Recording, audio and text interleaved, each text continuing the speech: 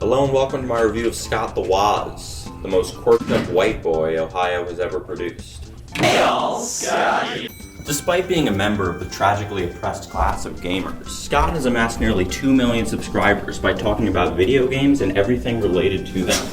Unlike many YouTube game talkabouters, Scott is more than just a speculator and reviewer. He's a collector and historian. It seems that the prevailing method of success in Scott's field is finding some sort of gimmick. Just to name a few examples, there's Arlo. I tend to leave a lot of fuzz, like blue fuzz, wherever I sit. The angry video game nerd. Fuck this game, man! Jesus Christ, I'd rather fucking 69 a grizzly bear while shoving King Kong up my ass! And Pro Jerry. They were underage. But Scott doesn't need a distracting gimmick to get people's attention.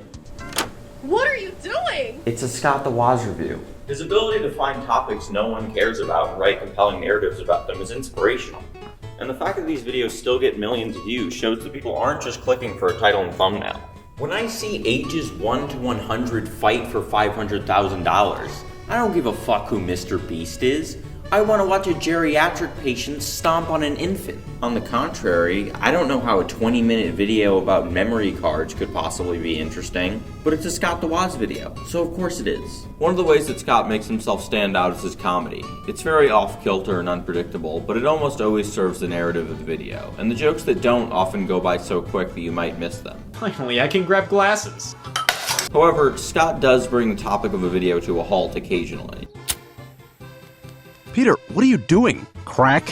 What the fuck? Luckily, these jokes that don't fit the narrative are usually funny enough to feel warranted. Step right up to the birth off, where we fuse illegal gambling in pregnant women. Which pregnant woman will squirt one out first? Scott has a remarkable amount of dedication and humility. He's not above running around in a river with his friends and hiring an animator to make a sewer monster comprised of copies of an obscure 3DS game.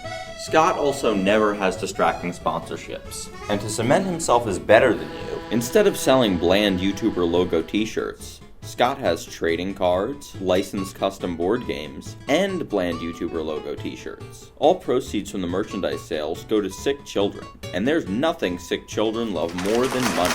Scott runs such a respectable program that episodes of Scott the Woz were compiled into roughly hour-long TV episodes which aired on G4, a station I haven't heard of either. It might seem that Scott has pigeonholed himself into a niche like the soulless YouTube advice YouTubers tell you to, but actually, not that. Scott genuinely just loves video games enough to talk about them for 7 years. He still has success with other topics, whether it be Tinder, chia pets, or cigarettes. To trick myself, I'm going to wrap my cigarette in this piece of cheese. Scott's special secret sauce must be his self-awareness. He's a paradox. Even when delivering a joke that sounds like it was written by a 12-year-old, his execution gives the sense that he's aware of how stupid the joke is, which allows it to still be funny. This power landed Scott the Woz's 200 episode special as the 103rd highest rated episode of anything on IMDb. The user Tommy No Papa said, "If I'm honest, there's not a lot about this video I find all too entertaining.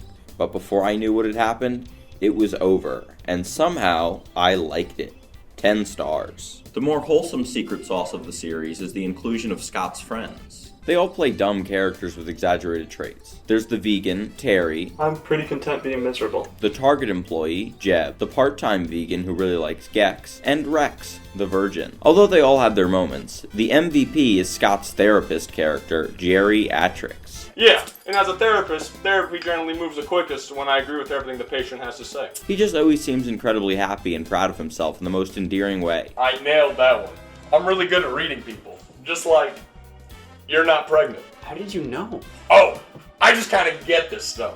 They call me the human pregnancy test in high school. Even when he's clearly upset, he still always seems to be smiling. Who gave you my address? Why are you here? What the? This all sounds very quaint, but when did he sell out? There had to have been a fall off at some point.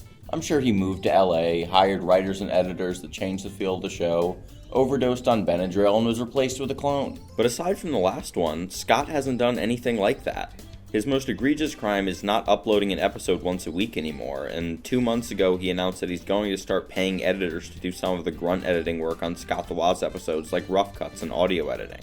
The editors in question? His 5 close friends who have been featured in the videos this whole time. Although Scott the Woz may be an immaculate series, real Wozaholics know that the solid gold is on Scott's second channel, Scott's Stash. As someone with stage 3 internet brain rot, I must fill every moment with the sweet sounds of someone talking about something that doesn't matter to protect me from thinking about anything that does. The Scott the Woz series features too many visual gags, causing me to take my phone out of my pocket to look at the video, tanking my laundry folding efficiency. Additionally, the series is too funny, which could cause me to smile in public. I may be killed if I show that level of weakness.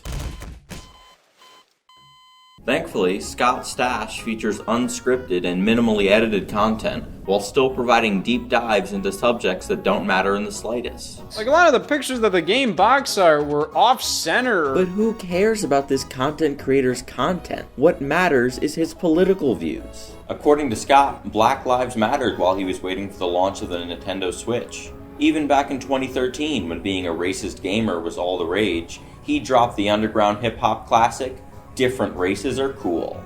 Clearly, the Woz has strong ties with the black community. Scott! Hi. You know you're my nigga, right? Sure. In terms of Scott's personal life, that's the best part. He doesn't put it out there. If you stay away from interviews and Instagram, you don't even have to know about his cats Mackerel and Cobbler and his girlfriend Kate. The Woz is a mythical godlike creature whose existential purpose is the art of buying a midnight blue Nintendo DSi XL and discussing it passionately online for 16 minutes and 45 seconds. And for that, Scott the Woz gets a 9 out of 10. In the definitive ranking of things, this puts Scott the Woz in between Adam Ragusea and water, and firmly above bananas. I have no idea where the graphic is going to be. It's somewhere. If you liked this video, if you thought I was like a good host or something, that you could check out some of the other reviews. I think I probably got the most positive feedback on the banana review. I also, like, my favorite video that I made was a video essay on musicians with disabilities. I think it came out pretty good. It's like funny, but it's also informative and entertaining if you like music. Or you could just subscribe because the videos are going to keep getting better.